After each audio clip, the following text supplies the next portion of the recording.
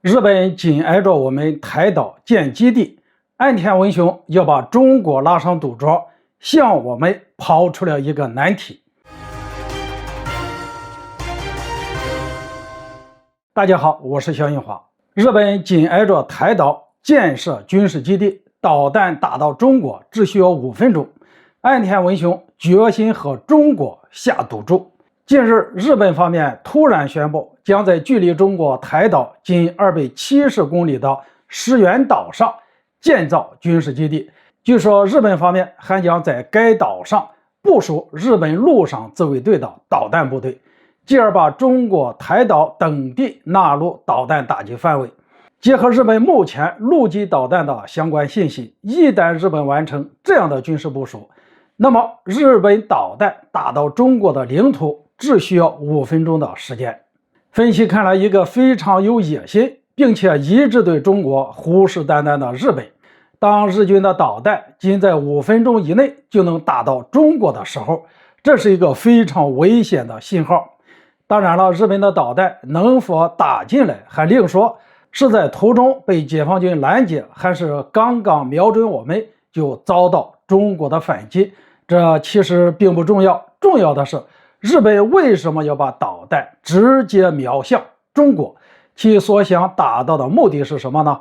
当然，以解放军今天的防御能力手段，仅凭一个日本想用陆基导弹打到中国还是很困难的。所以日本要在距离台岛很近的地方建设一所军事基地，甚至还打算在这一基地上面部署导弹部队。从严格意义上来说，这不是为了要对我们中国怎么样，不是真想要和解放军正面发生冲突。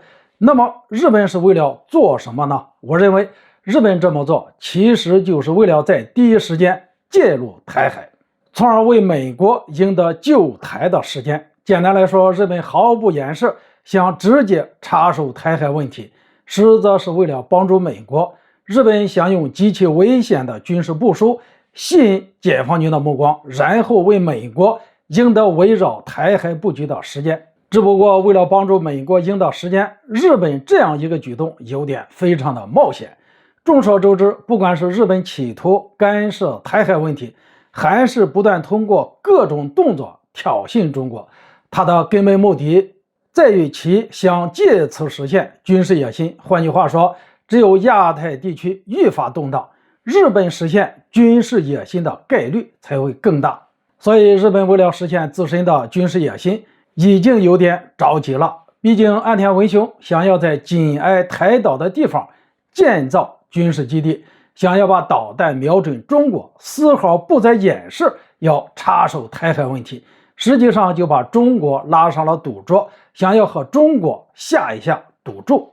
至于日本要和我们赌什么，答案已经很清楚了，就是赌他这种无底线的挑衅不会遭到中国的打击报复，继而能够实现自己的军事野心。